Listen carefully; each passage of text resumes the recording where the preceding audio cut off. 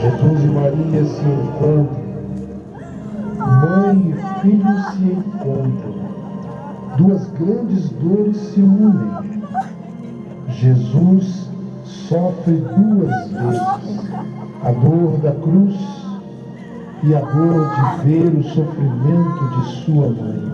Maria sofre a angústia de não poder fazer nada para impedir tudo aquilo e sente o sofrimento do seu próprio filho.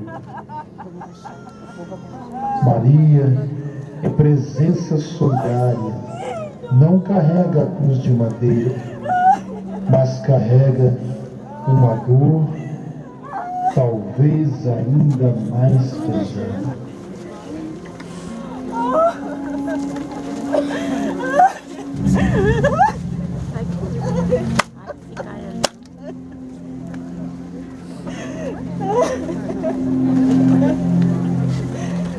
Os torturadores viram que Jesus não aguentava mais.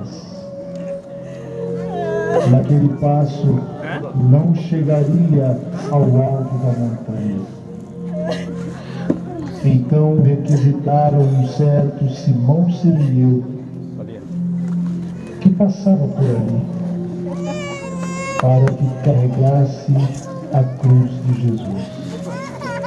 Jesus humildemente aceitou a ajuda do Cirineu, o Filho de Deus, agora precisando da ajuda de um ser humano.